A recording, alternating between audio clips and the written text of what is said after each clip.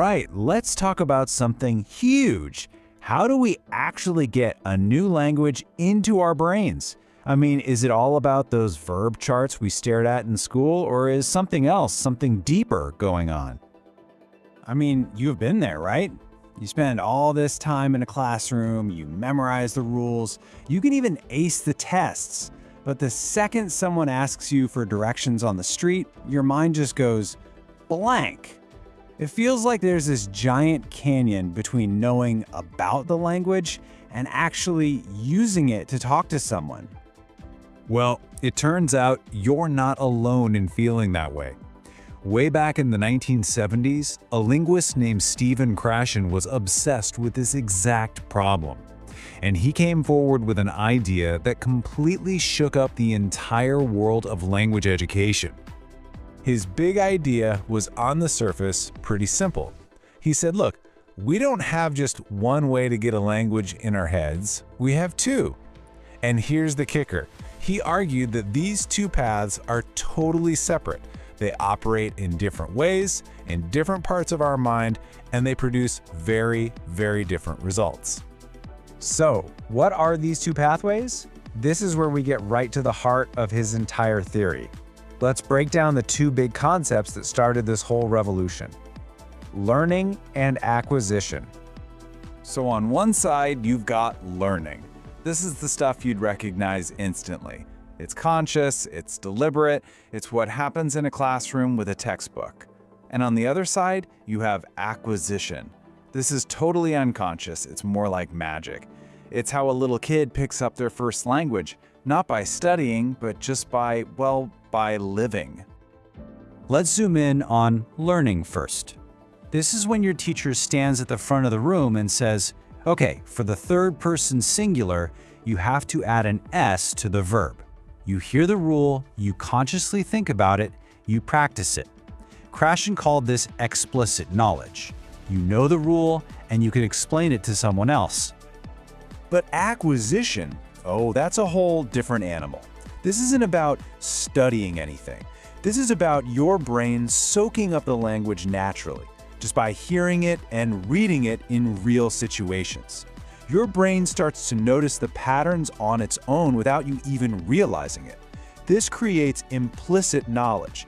You know, that gut feeling that something just sounds right, even if you couldn't explain the grammar rule to save your life. And this right here is the absolute key. This is what explains that feeling of your brain freezing up.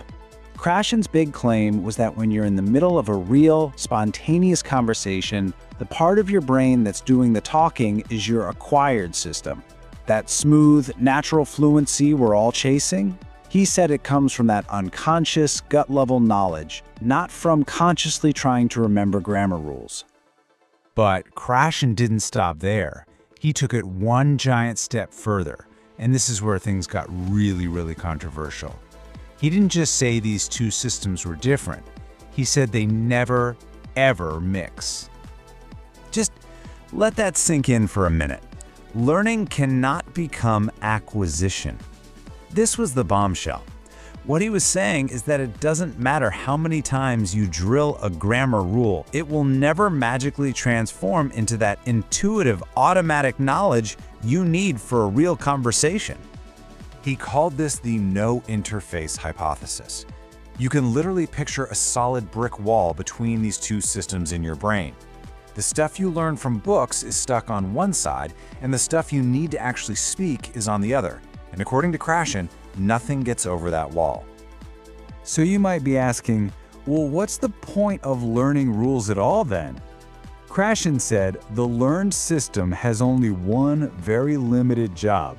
It acts like a little editor or a monitor. It's that little voice in your head that, if you have enough time and you're thinking about the rule, can double-check what you're about to say and fix a mistake. But the words themselves, the initial sentence, that has to come from the acquired system first.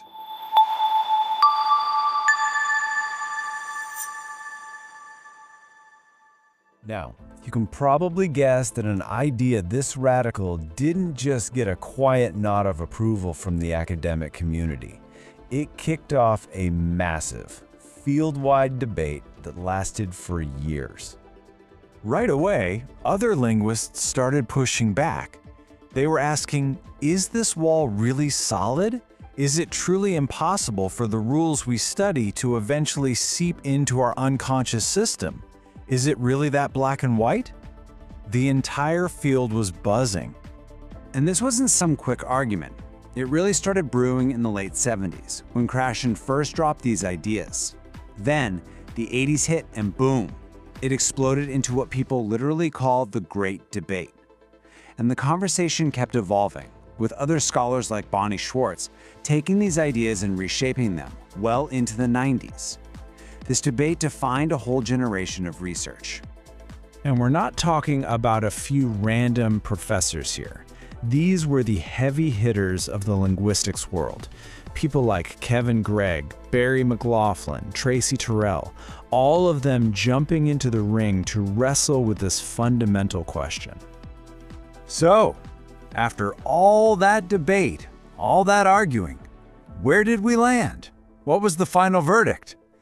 Well, while Krashen's idea of a solid, impenetrable wall wasn't fully accepted, his theory's impact was absolutely massive.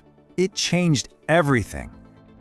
So here's kind of where the dust settled. The modern view is a little more nuanced.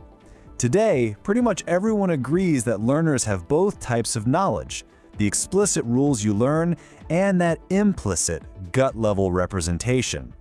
The big debate now is about the interface itself. Is there one?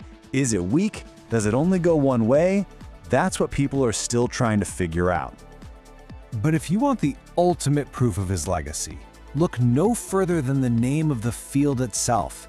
It's called second language acquisition. That's not an accident. The very word he championed as being central to the process is now the default term we all use. That's influence. And this wasn't just some stuffy academic debate, you know. It had real-world consequences for how languages are taught. Methods that focus on communication and meaningful input, things like immersion schools or the natural approach, they all found a powerful ally in Krashen's theories. It gave them a scientific backbone. So let's bring it all back home, back to you. That feeling of frustration when the classroom rules just don't seem to work in a real conversation. Maybe it wasn't your fault. Maybe you were just trying to use the wrong tool for the job. Knowing that there are these two different paths, learning and acquisition, how does that change the way you think about your own journey? It's definitely something worth thinking about. Thanks for tuning in. So, if you like videos like this, make sure you subscribe to our channel, hit the bell icon to get notified every time we post a new video, and share this video with your classmates, teachers, and friends. Thank you all for your input. Let's keep this process efficient and on track.